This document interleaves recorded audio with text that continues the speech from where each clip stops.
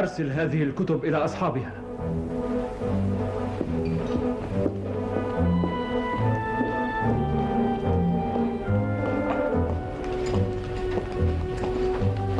ثروان. سيدي. بلغ أمير المؤمنين بحضوري، وأبلغه أيضا أني أحضرت المخطط. في الحال يا سيدي.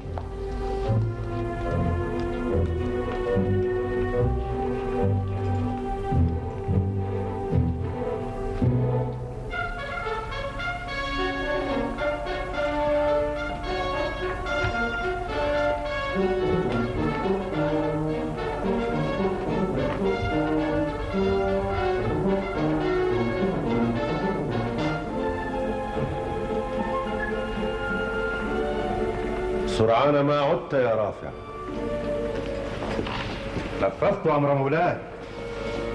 بارك الله فيك.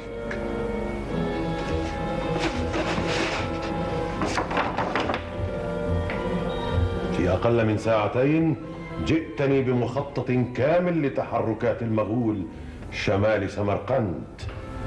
الفضل في هذا يرجع إلى المقدم أوس بن فضالة، ما إن طلبت منه تحقيق هذا المخطط حتى سارع إلى قلمه وبدأ بالعمل فورا.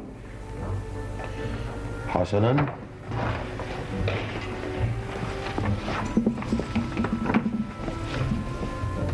المغول تمركزوا هنا، ومن هنا سيسيرون إلى سمرقند. على جندنا أن يقطعوا كل هذه المسافة لصدهم.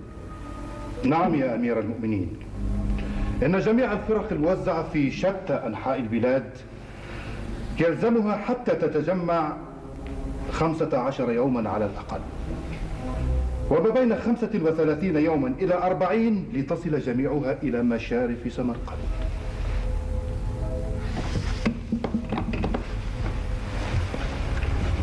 أفهم من هذا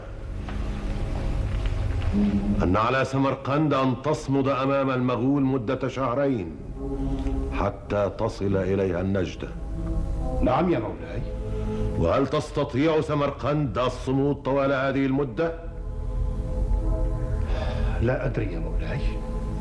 لا تدري يا رافع؟ من الذي يدري؟ أنت قائد الجند. يا أمير المؤمنين، حامية سمرقند مكونة من فرقة كاملة، نصفها رجالة والنصف الآخر فرسان.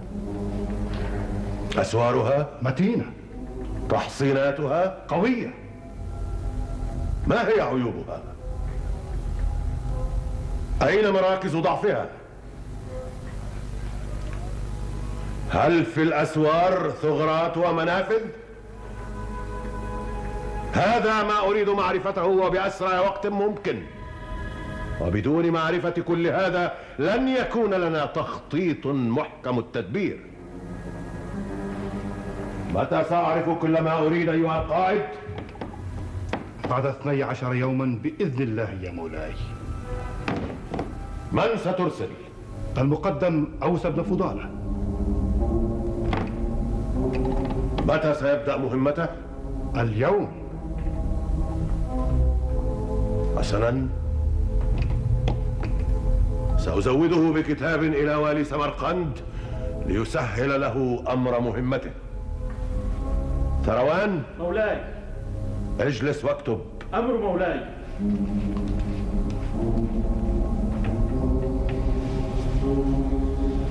بسم الله الرحمن الرحيم. من أمير المؤمنين إلى والي سمرقند. السلام عليكم ورحمة الله وبركاته. أما بعد، حامل كتابي إليك مقدم الفرسان أوس بن فضالة.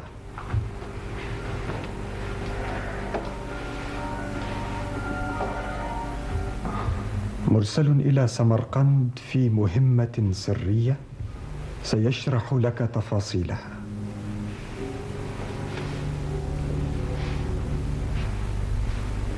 ساعده على تنفيذها وليوفقنا الله تعالى.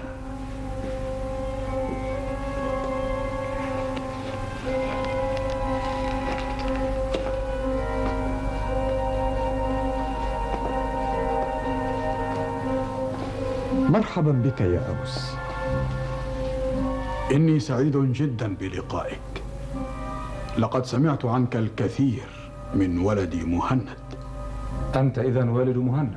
نعم، إن ولدي يعتبر نفسه تلميذا لك. مهند مقدم فرسان شجاع، سنتحدث بأمره فيما بعد.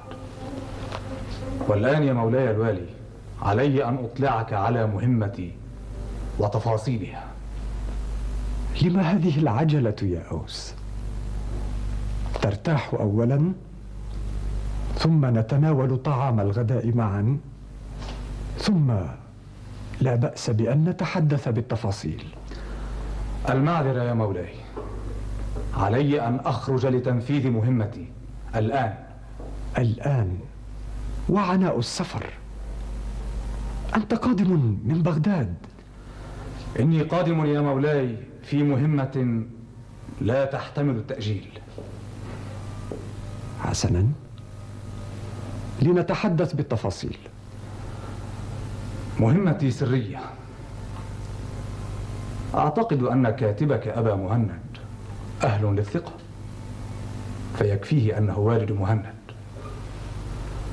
مولاي الوالي، سأخرج الآن إلى الأسوار والتحصينات لأتفقدها بنفسي، لأعرف مدى قوتها ومناعتها وعيوبها ومراكز ضعفها.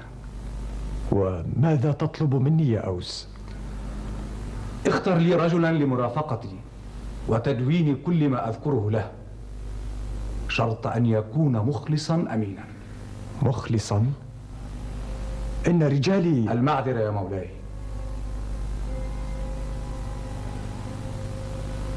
لدى قائدنا أنباء مؤكدة بأن المغول قد دسوا بيننا عيونا لهم تجتث أخبارنا. بيننا؟ أين؟ أوضح لي إن كنت متأكدا. قائدنا سهيل بن رافع متأكد يا مولاي، ولدي أوامر لقائد حامية سمرقند بتشديد المراقبة على الجميع وإلقاء القبض على كل من يرتاب بأمره.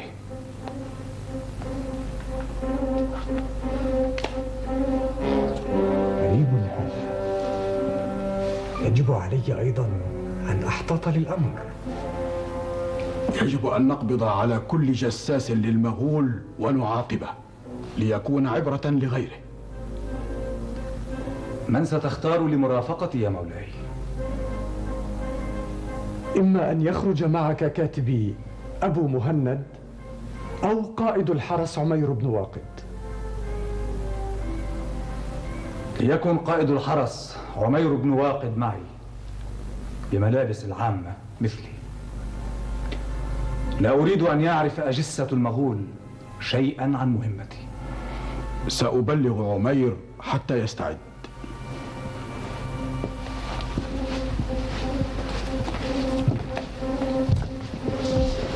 اجلس يا أوس.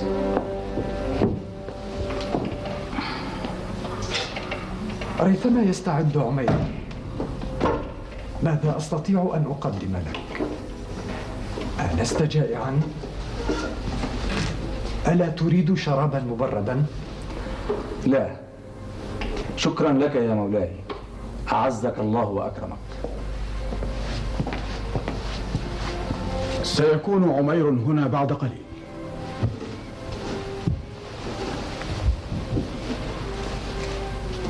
ألا قل لي يا بني،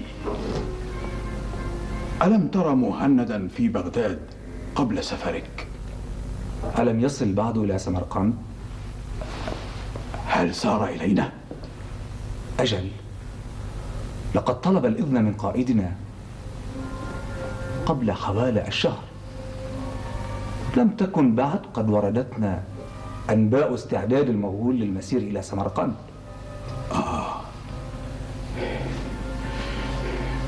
لابد وأنه توقف في جرجان لزيارة عمته، أو في بخارى لرؤية صديقه ابن رياح ابن صاحب الخان الكبير،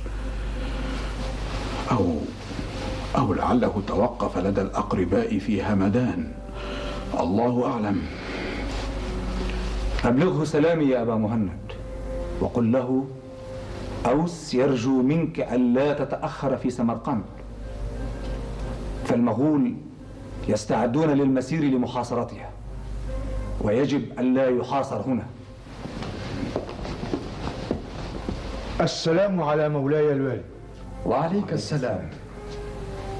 عمير بن واقد قائد الحرس. يا عمير، عليك بمرافقة ضيفنا إلى حيث يريد، وتنفيذ كل أوامره فورا، ومهما تكن تلك الأوامر. خذ معك قلما وورقا لتدون ما يأمرك به. أمر مولاي. إني رهن إشارتك يا سيدي. على بركة الله إذن، أستودعكم الله. بأمان الله وحفظه.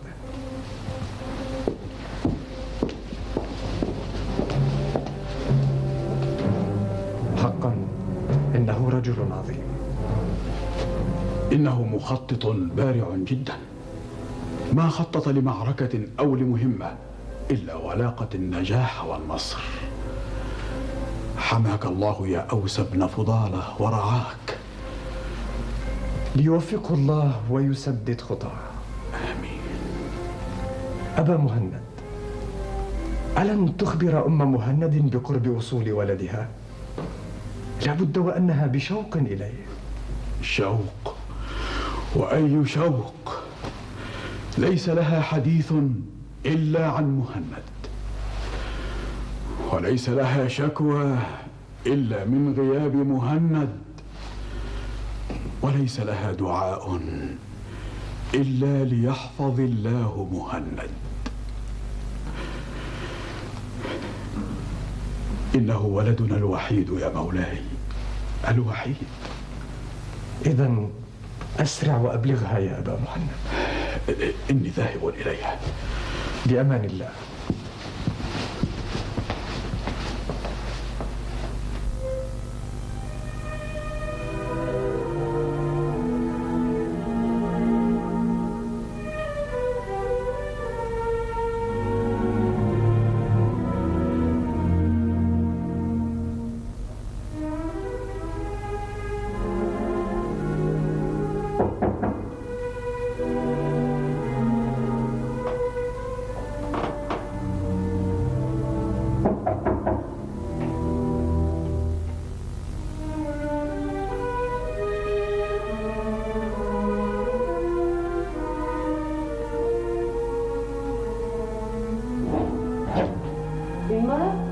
أهلا يا عمار، أهلا.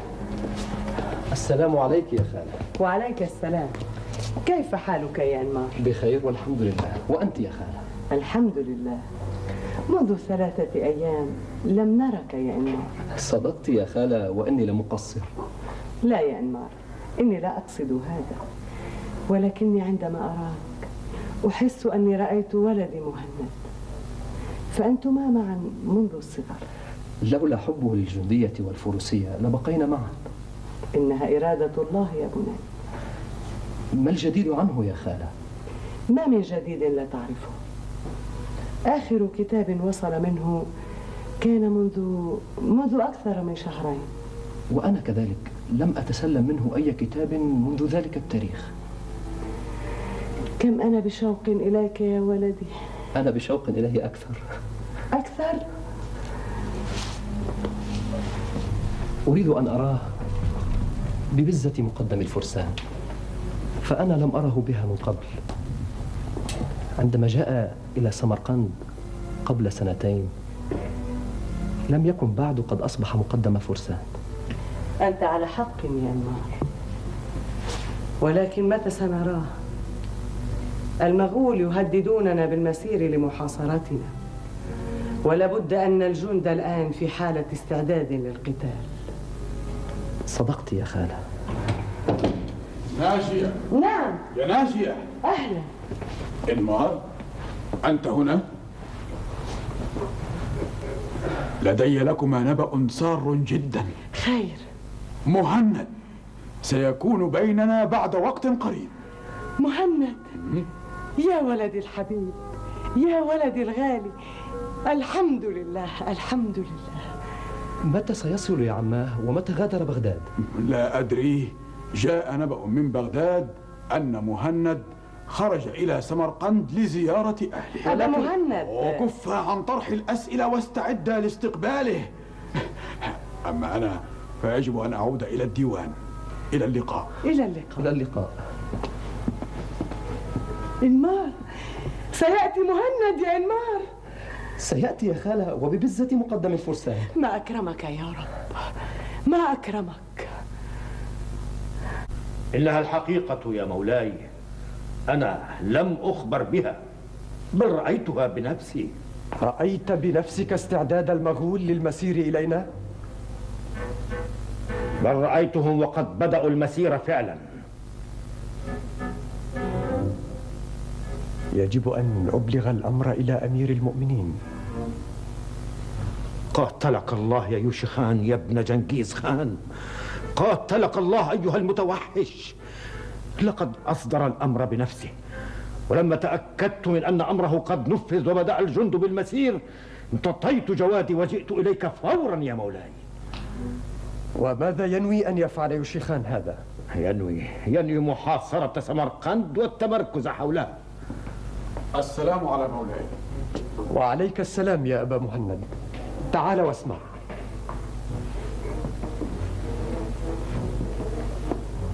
ما الجديد لديك يا جحاف؟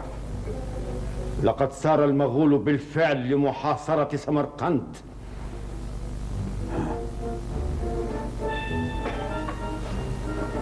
ومتى سيصلون بتقديرك؟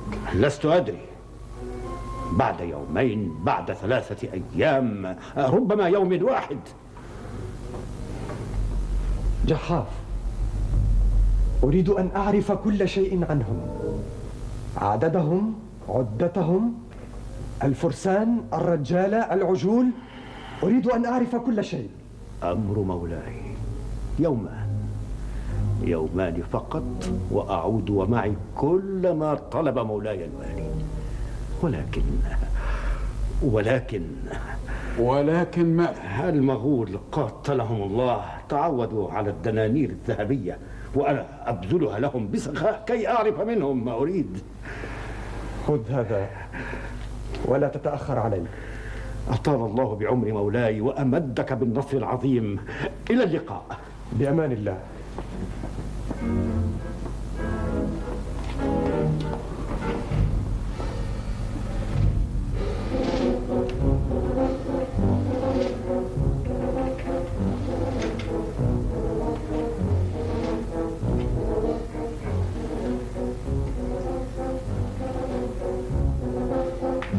ما أمرك يا أبا مهند؟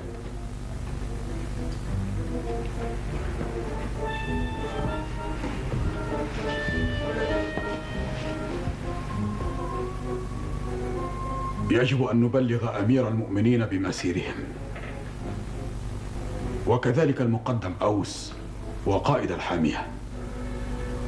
وعلينا أن نصدر أمرا بإغلاق الأبواب وتشديد الحراسة على الأسوار.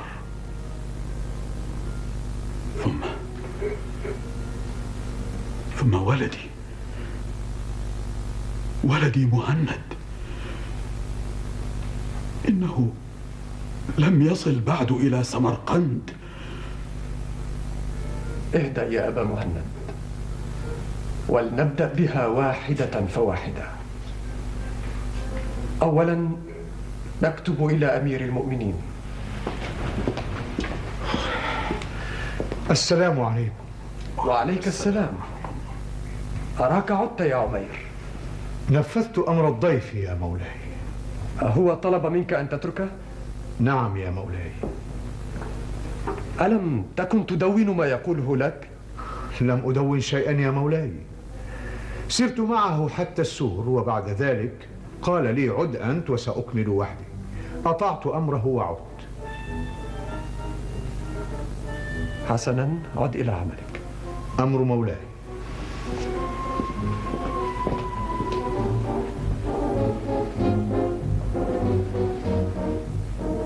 ترى لماذا أمر عميرا بالعودة؟ لماذا أعاده؟ الله أعلم. اكتب يا أبا مهند.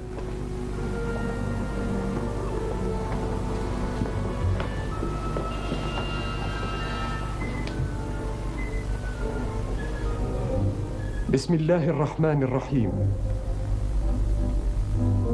من والي سمرقند إلى أمير المؤمنين حفظه الله ورعاه. أما بعد،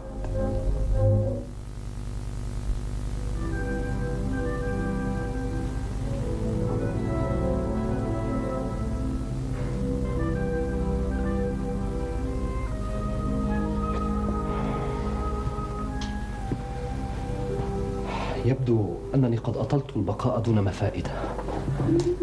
لن يأتي الليلة مهند. من يدري؟ أستغفر الله العظيم لا إله إلا هو. تقبل الله صلاتك يا أبا مهند. تقبل الله صلاتك يا عمنا. منا ومنكم إن شاء الله. اجلس يا إنمار، ما بالك يا بني؟ سأذهب للنوم يا عماه. مهند! مهند! ولدي مهند! عيني مهند! الحمد لله. مهند أبي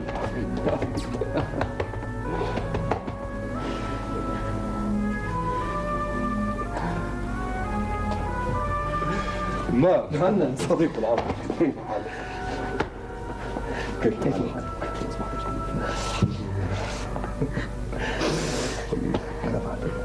كف عن البكاء.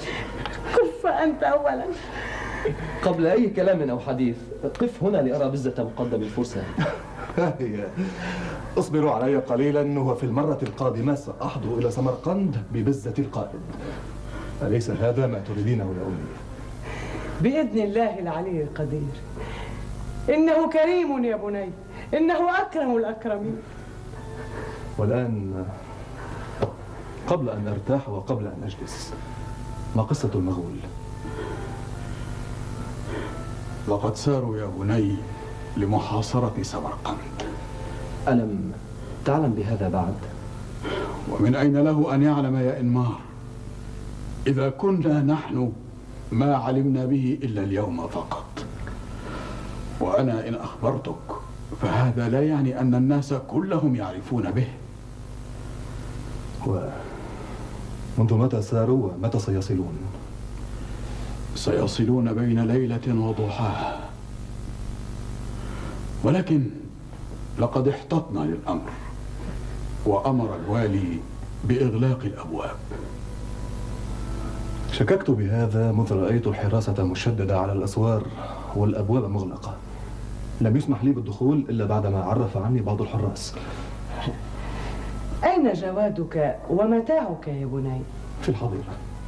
سأذهب لأحضر الأمتعة وأنزع السرج عن الجواد. بل أذهب أنا يا خالة. لا أنت ولا أمي. يجب أن أرتاح ساعة فقط، ثم أعود إلى بخارى، ومنها سأكمل إلى بغداد. بالله عليك، أيعقل هذا؟ نعم، إنه عين العقل وعين الصواب. ماذا تريدين؟ أن يحاصر ابننا معنا هنا؟ اذهب يا بني، اذهب قبل أن يصل المغول ويتمركزوا ويتوزعوا في السهول المحيطة بسمرقند. أنا لم أرك منذ سنتين يا ولدي. دعيه يذهب. إن وقع بيد مغولي ببزته هذه فأنت لن تريه أبدا. أعوذ بالله، أعوذ بالله. أبي على حق يا أماه. إذن سأخرج معك إلى بخارى. هناك ستكون بمأمن منهم. سأراك مليا وأحدثك، ثم أودعك وأعود إلى سمرقند. ولكن يا لا تحاول، لا تحاول. لقد فكرت وقررت وصممت، ولا سبيل لإقناعها أبدا. أنسيت طباع أمك يا مهند؟ تعال تعال يا بني بقرب، تعال تعال يا بني الحبيب، تعال.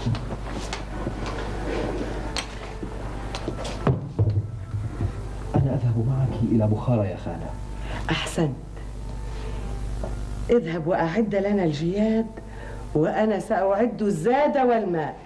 حاضر. اذهب. اجلس يا بني.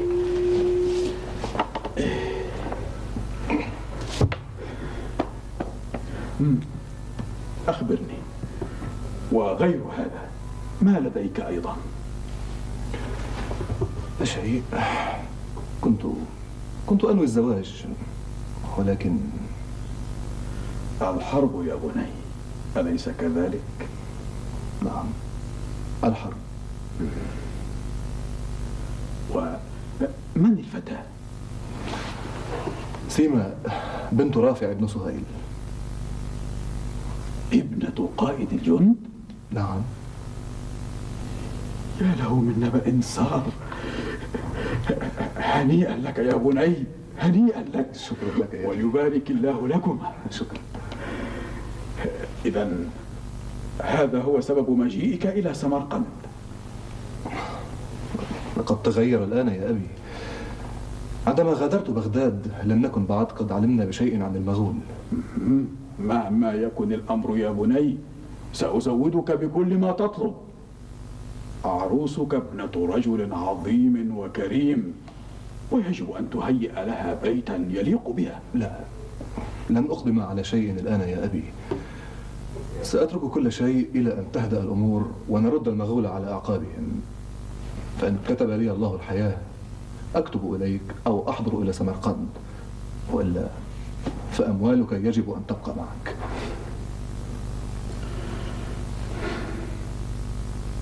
لي رأي آخر.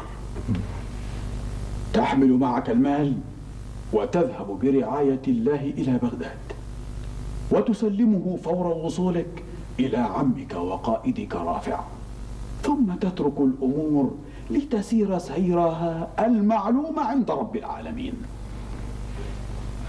ونعم بالله. ألا قل لي يا مهند، لماذا تأخرت كل هذا الوقت حتى وصلت إلى سمرقند؟ لم أتأخر يا أبي. غادرت بغداد بعد طلب الإذن ب10 أيام، ثم زرت عمتي وابن عمي وأخيرا ابن رياح في بخارى. وأين قضيت أيامك 10 الأولى؟ قضيتها مع سيماء وأختها حنين. اتفقنا على كل الأمور، وأعتقد أيضا بأن قائدنا سيوافق. قائدك لم يوافق حتى الآن؟ لا. تقدمت منه يا أبي فأمهلني، كذلك تقدم منه أوس بن فضالة فأمهله أيضا. أوس تقدم خاطبا أخته؟ لا، بل يريد سيماء. ولكن الفتاة تحبني وقد اتفقت معها، وأعتقد أيضا بأن قائدنا يميل إلي أكثر. على بركة الله يا بني، على بركة الله.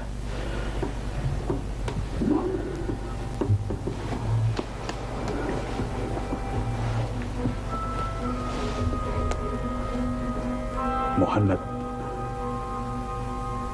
أبلغ قائدك بنبأ سير المغول، وكذلك طمئنه عن أوس. لقد بدأ مهمته هنا. أوس بن فضالة؟ نعم، لقد أوفده أمير المؤمنين إلى هنا للكشف على الأسوار والتحصينات. حسنا، عندما تراه أبلغه سلامي. يبدو أنني لن أستطيع رؤيته. تبدو على وفاق معه. ولما لا؟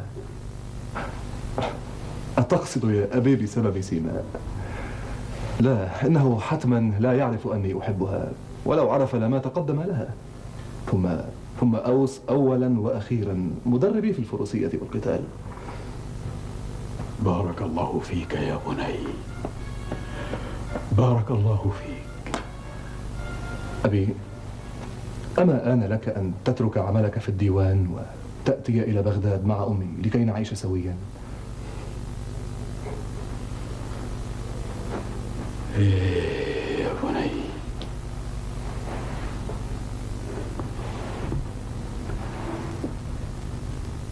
يخيل إلي أحيانا أن أمور الولاية كلها أمانة في عنقي، فأنا الكاتب والحاسب والحاجب، وثقة الوالي بأبيك لا حد لها يا بني.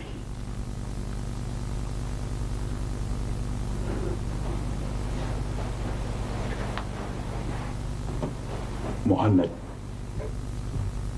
كل منا يا بني جندي أمين لهذه الأمة الكريمة. أنت في ساحتك وأنا في ساحتي. كل شيء قد أعد يا مهند إلا المال، سأحضره من غرفتي. المال؟ أي مال؟ تعالي كي أخبرك. تعالي واجلسي بقربي يا أمي الغالية. تعالي.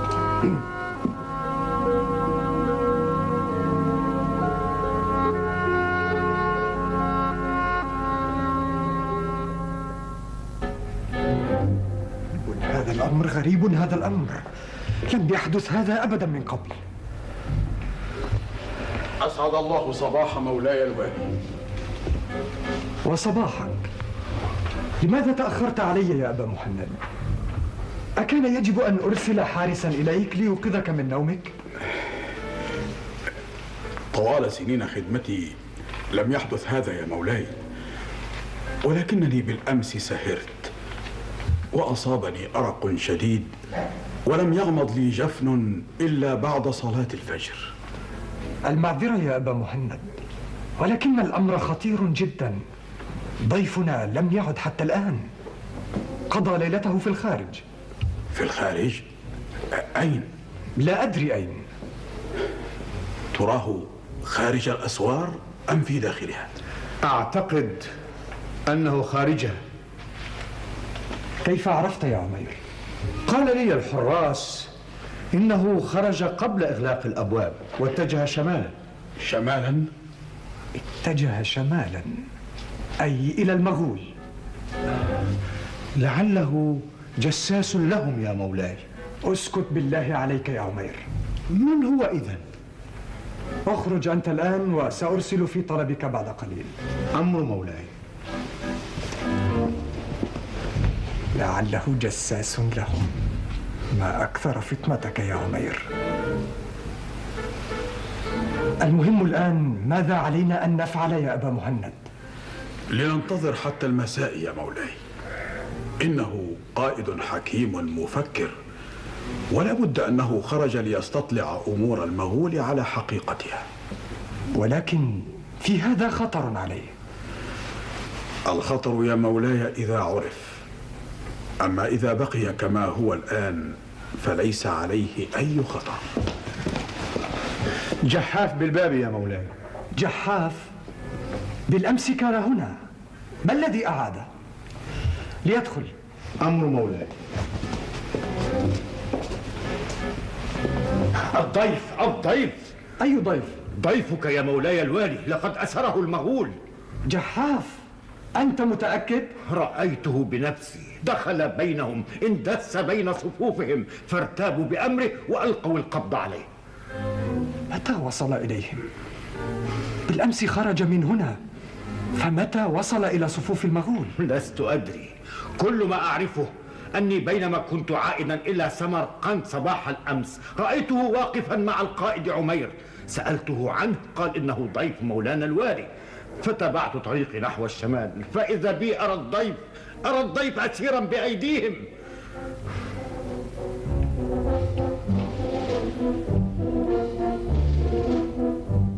إذن أصبح أسيرا بأيدي المغول. عمير!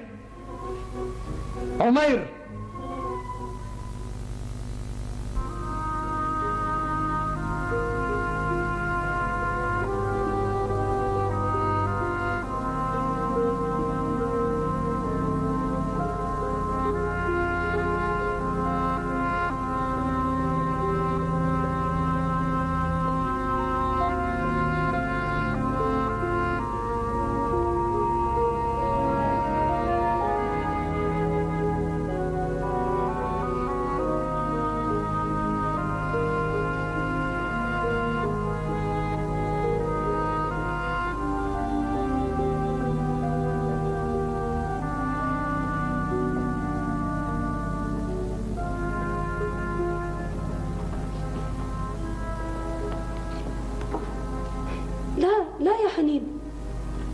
سما ما عمرو؟ هذه الوردة ليست لنا. ليست لنا؟ في بيتنا وليست لنا؟ لمن هي إذن؟ لمهند. هذه الوردة لمهند؟ نعم، هو زرعها بنفسه، وعندما سافر إلى سمرقند أحضرها إلي لأعتني بها أثناء غيابه. إنها أمانة لدينا يا حنين. أمانة، لذا يجب علينا ألا نلمسها. صدقت يا أختي الحبيبة. أمانة مهند هذه ستقع اليوم أو غدا، لذا أنصحك بقذفها. لا، هذا مستحيل. يجب أن تبقى، يجب أن تبقى إلى أن يعود سالما بإذن الله. لن تبقى. ستبقى. سترين وستندمين.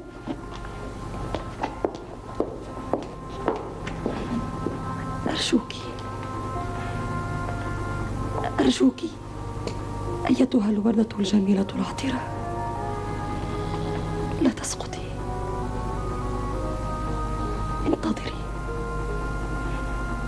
انتظري حتى يعود صاحبك من سمرقند، وبإذن الله سيعود إليك وإلي بعد أيام قليلة فقط. إنني صابرة، ألا تستطيعين الصبر مثلي؟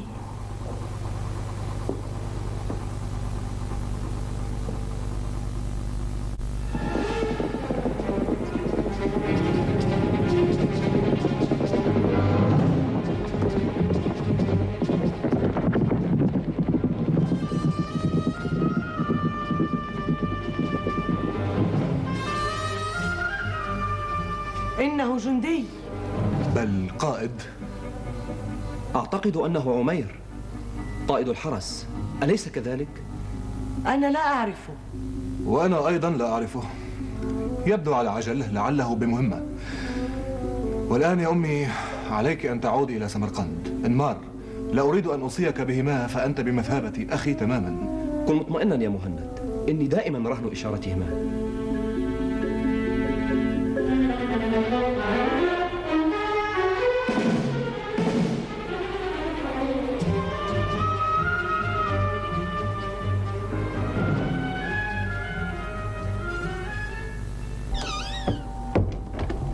حنين.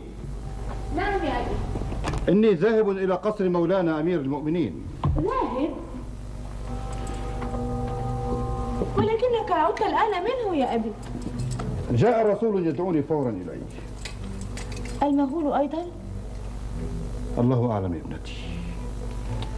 دعك أنت من هذا الآن. برعاية الله يا أبي.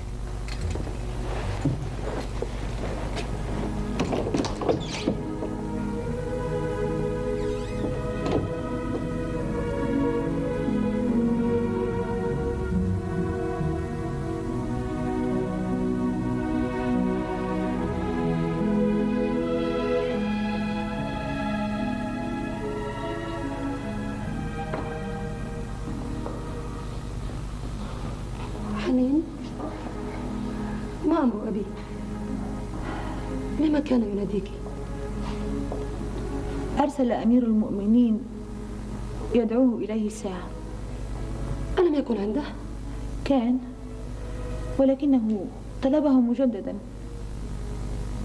لابد وأن أمرا خطيرا قد حدث. أعتقد هذا. ما الذي بين كفيك؟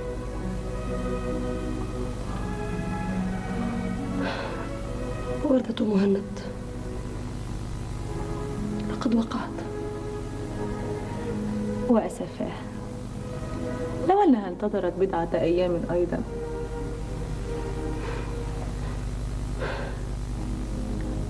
لم تنتظر، إنها مثلي لا تطيق الانتظار.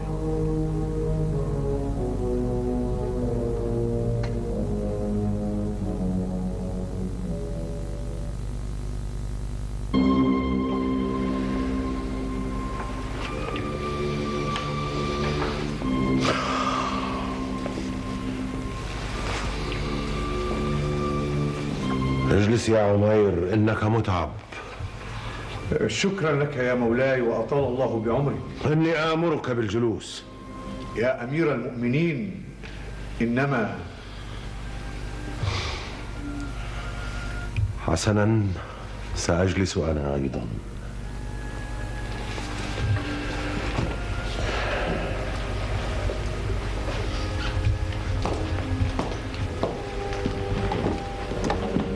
السلام على أمير المؤمنين. وعليك السلام. اجلسا.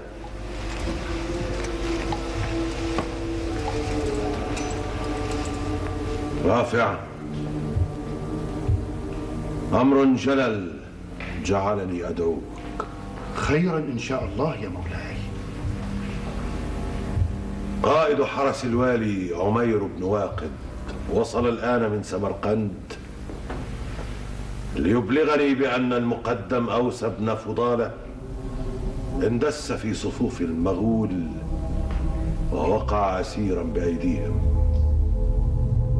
وهذا هو الكتاب الذي حمله إلي من الوالي.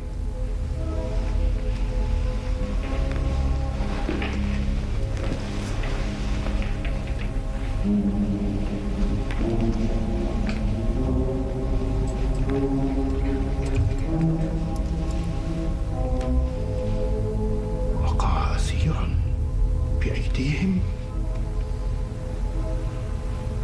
يا عمير،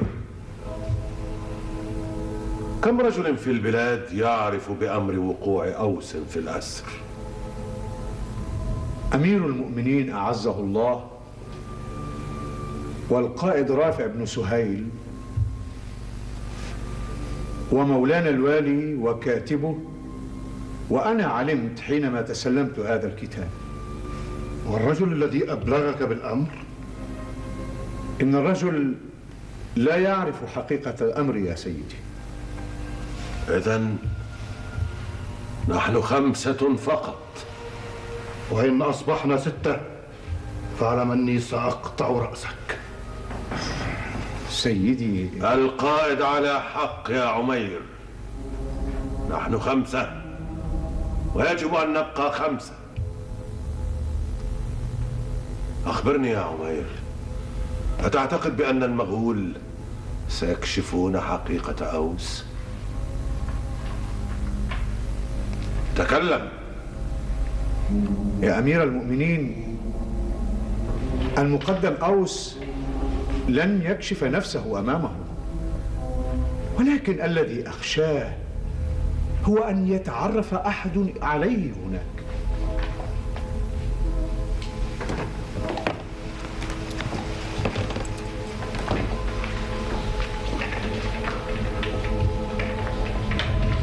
إذن علينا أن ننقذه بأسرع ما يمكن. ما لديك يا رافع؟ الرأي لمولاي والتنفيذ لي والتوفيق من الله تعالى.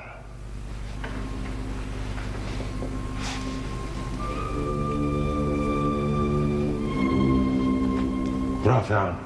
مولاي، أريد فارسا من خيرة فرسانك، شجاعا مقداما حاد الذكاء، بل أريده خارق الذكاء، شجاعا صبورا عنيدا جلودا. يا أمير المؤمنين، لا تتعجل الاختيار يا رافع، فكر مليا. لديك مئات بل آلاف الفرسان. فكر بترو ودقة، أمهلك حتى الصباح إذا شئت. لا داعي لكل هذا يا مولاي. أعتقد بأني وجدت الرجل المناسب. من هو؟ أيذكر أمير المؤمنين مقدم الفرسان الذي أرسله أوس بن فضالة في مهمات صعاب وعاد من كل منها ظافرا سالما؟ أذكر هذا، نعم أذكر. ما اسمه؟ مهند بن الليث الحباب. مهند بن الليث الحباب، علي به فورا. إنه الرجل السادس الذي سيعرف بأمر وقوع أوس في الأسر. وسيكون رسولي في هذه المهمة. ولكن يا أمير المؤمنين، علينا أن نصبر عدة أيام فقط ليعود من سمرقند. سمرقند؟ ولماذا؟ طلب مني الإذن لزيارة أمه وأبيه هناك. إن أباه هو كاتب الوالي يا مولاي. لا، قد يتأخر يا رافع، قد لا نستطيع انتظاره. ابحث عن غيره، اختر فارسا غيره. أمر مولاي.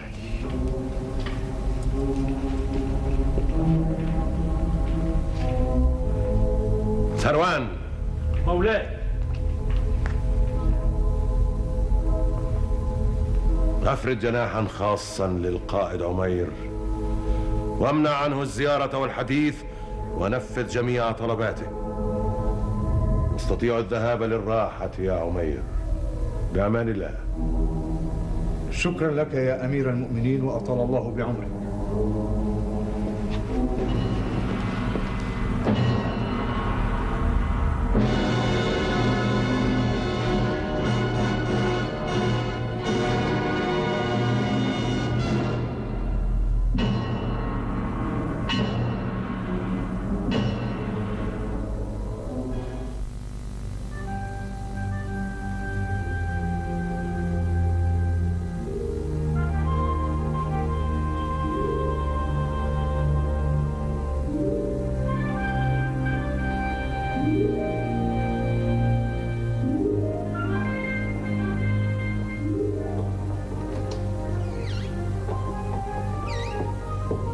حنين، وصل مهند.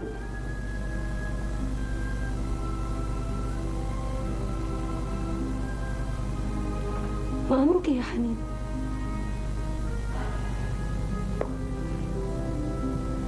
أبي لم يعد للآن يا سماع.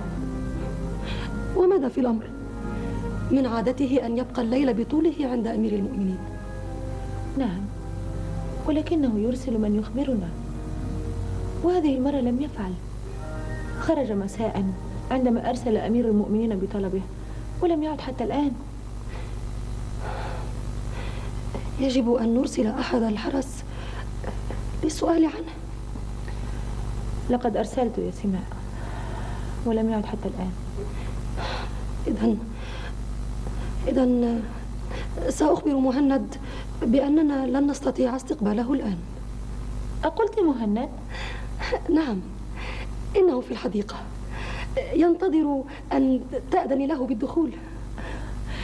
ليدخل يا سماء. سأدعوه.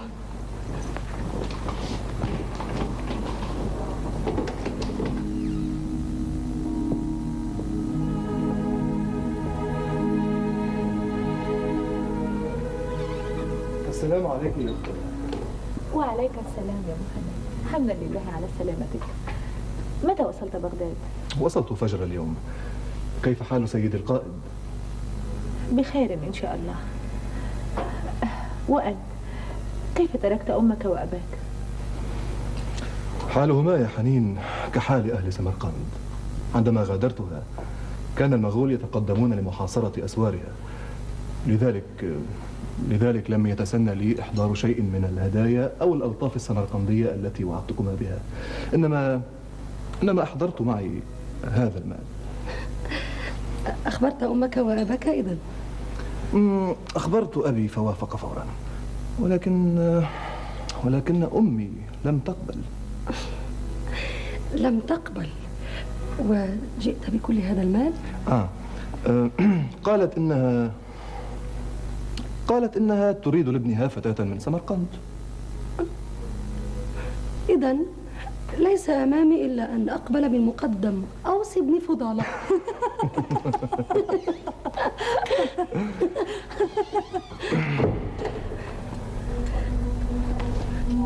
مهند. سيدي. مهند، اعلم أني قد أمرت بالقبض عليك وسجنك. أبي. اصمتي أنت. ولكن يا أبي، لقد تجرأت ودخلت بيتي أثناء غيابي، ولم تكتفي بهذا، بل تحدثت إلى ابنتي. هيا تقدم وسير أمامي إلى السجن. أمر سيدي. أبي. اصمتي قلت لك. هيا سر أمامي.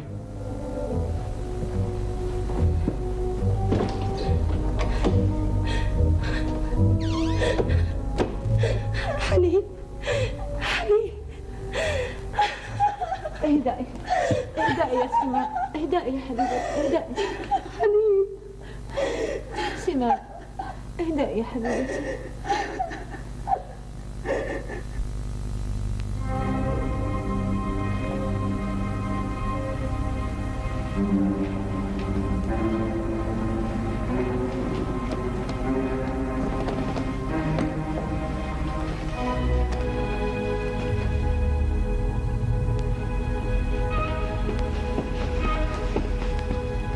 السلام على أمير المؤمنين. وعليك السلام. اجلس.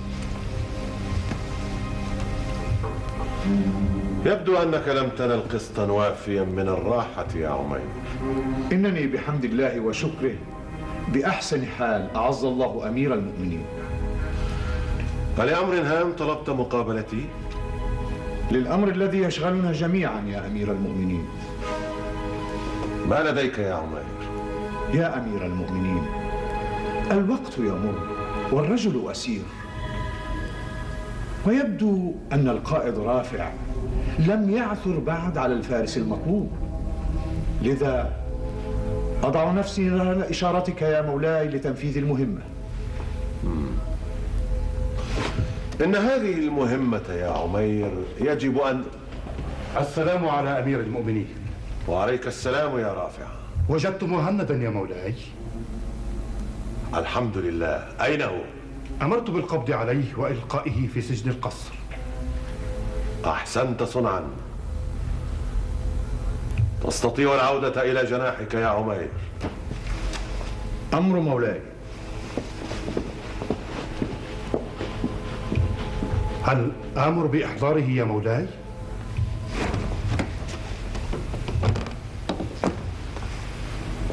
لا يا رافع، أريدك أن تكون بعيدا عن الأمر وكأنك لا تعرف شيئا. ثروان. مولاي. أمر مولاي. أحضر لي مهند بن الليث من سجن القصر. في الحال يا مولاي.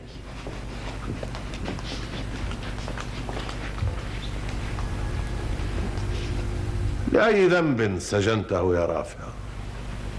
قضيت ليلتي هنا ثم عدت صباحا إلى البيت فوجدت مهندا أمامي في البيت، فتظاهرت بالغضب وأمرت بإلقاء القبض عليه كي لا يضيع مني مجددا يا مولاي.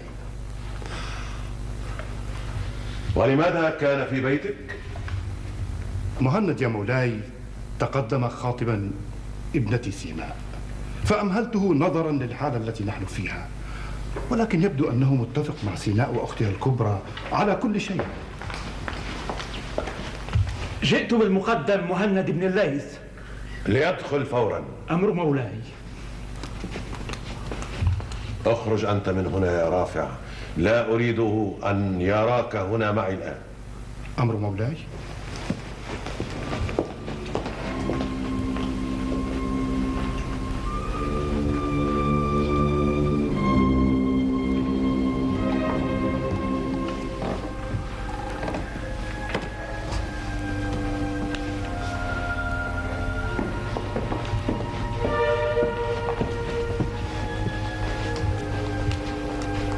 السلام على مولانا أمير المؤمنين ورحمة الله وبركاته.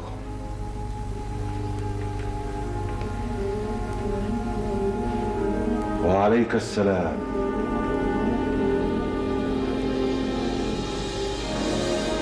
أتدري لما أرسلت في طلبك؟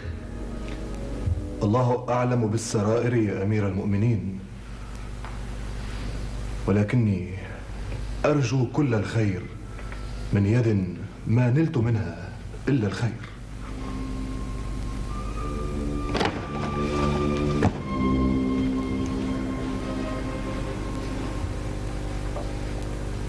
مهند، سترسل في مهمة خطيرة جدا. ما أنا إلا لخدمة ديني وأمتي، مرني لأنفذ فورا. هل أنت على استعداد للموت في سبيلهما؟ مذ دخلت الجندية يا مولاي وأنا أضع نصب عيني الشهادة في سبيلهما.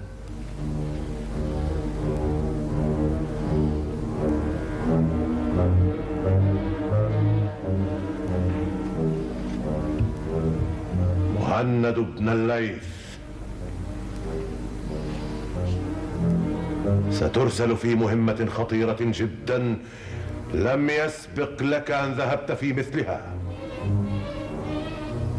ولربما لست عائدا منها.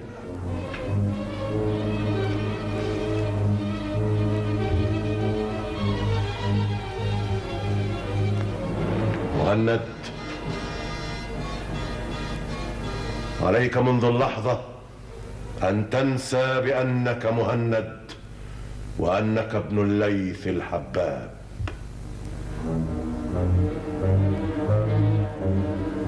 أنت فقط رسول الخليفة. نعم، رسول الخليفة.